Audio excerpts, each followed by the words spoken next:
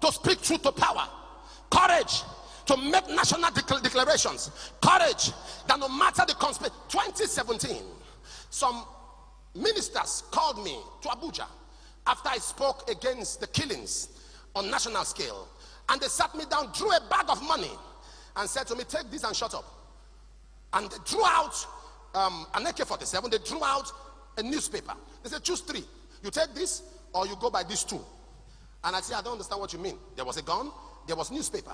They said, because if you don't do that in the next 1 year, we'll make sure in this country you don't hold a microphone again. We'll make sure, keep your mouth shut. And I said to them, I never knew what I said was actually a big deal. Now I want to start talking. And I kept on speaking. I had a revelation in 2018, close to my birthday, and I'm around March, and I saw Papa. In that revelation, I was praying and crying, and Papa said, he said, look at what is happening in the church. Look at what's happening in the country. He said, and the ministers are silent.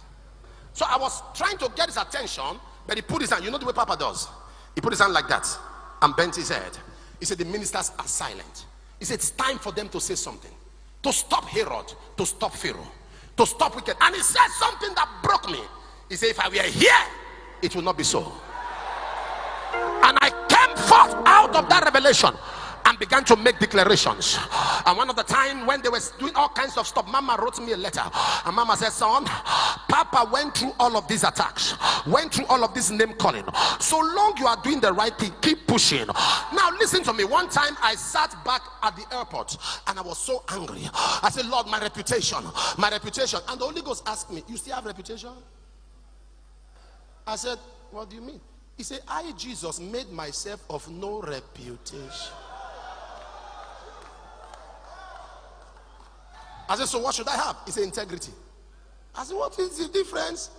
He said, reputation is man's view of you. Integrity is my view of you.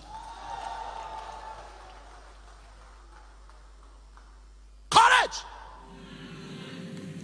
Impatient people always talk so fast. You wait. Let's see the end of this matter. Now, many of you here, many people around the world, some of my sons, my daughters, have always said to me, when things happen, Papa, don't talk. When people bring accusations, Papa, don't talk. When people post things and I'm told, Papa, don't talk. Oh, ignore. And the truth is, the more you ignore them, the more they are damaging the minds of people. The more they are destroying people's minds. The more they are making people hate a man that the people have never met. You don't know me, you've never met me. All you know about me are the things you read. And you have formed so much hatred, so much opinion. And you will so hold those opinions as if you know me, and you don't know me. I've never stood on this altar one day to defend myself. Because the kind of pastor I am, I leave my members to make decisions by themselves. A pastor should not brainwash his people. No, whatever you read, you know me, you check what you read, compare. That's the kind of life I've lived. Am I correct? I don't come to the altar and say, oh, this thing, I just leave you. Make your decision. If you believe them, you want to stop church, glory be to God. If you want to stay in church, glory, I don't have that energy. But the reason I'm talking now, one reason, people cannot die.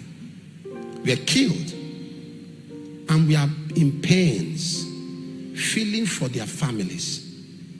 These are not just people who are working with me. These are people that have been with me for years. The driver has been with me for 17 years. Do you know how heavy my heart is? Then somebody will be making comments about rituals and you expect God not to punish you. And somebody will be making comments that people, they've used them, they've done this with them. I'm not going to respond to you. That is the life you live, so you think everybody is like you.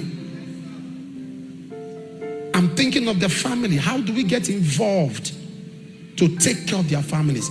And you are trying to paint a picture, to paint a narrative that they've done something with them. I won't defend what I don't know about. You know what business you have with rituals. You know what business you have with the devil.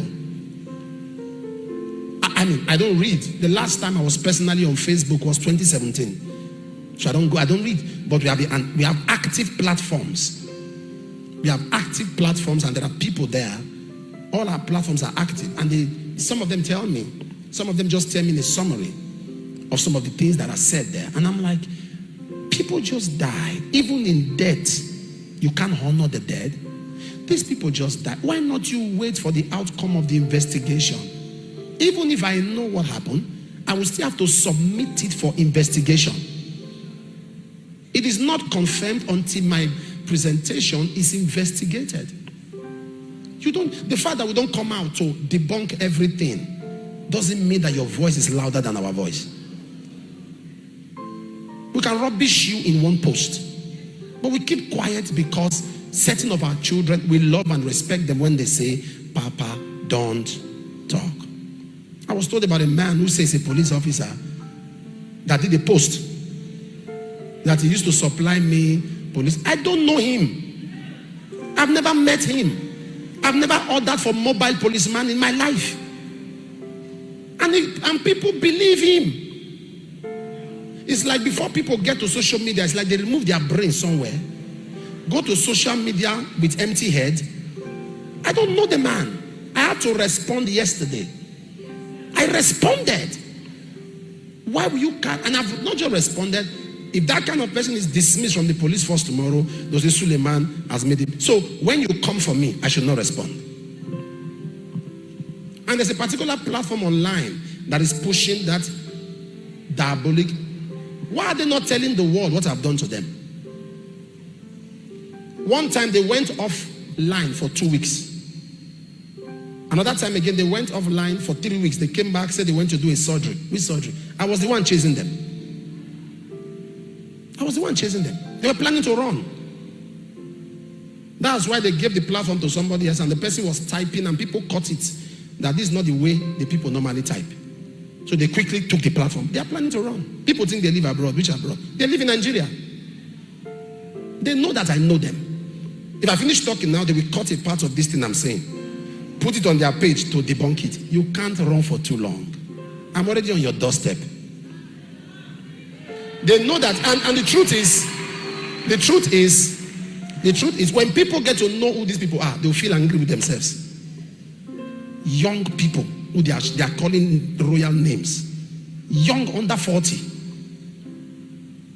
All they have done is to destroy celebrities, destroy politicians.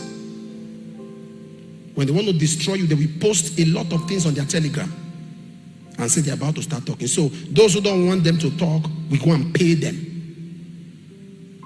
They are changing cars on blackmail. Young people.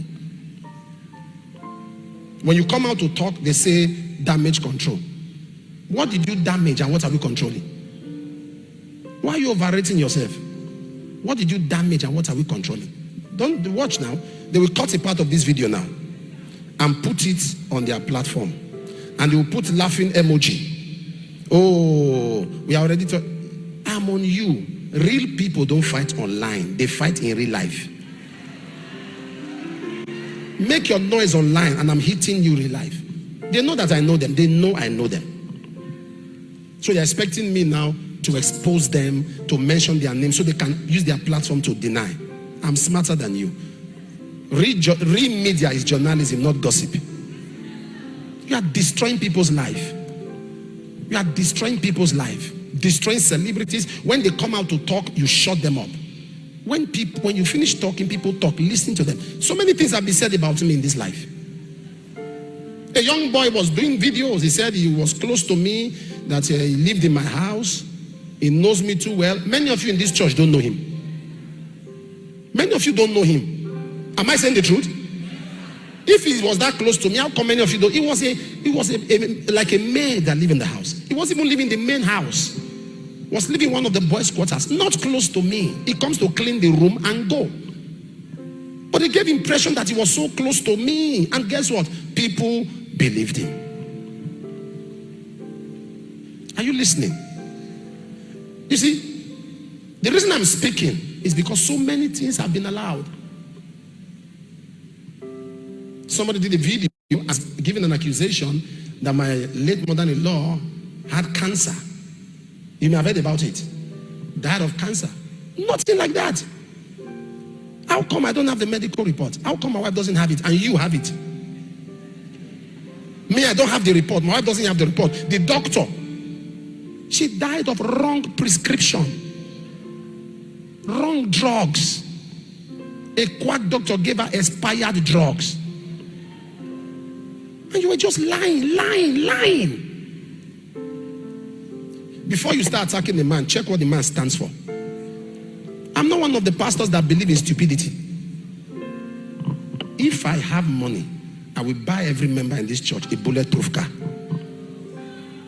If I have money, I will buy every member in this church. Are you following me?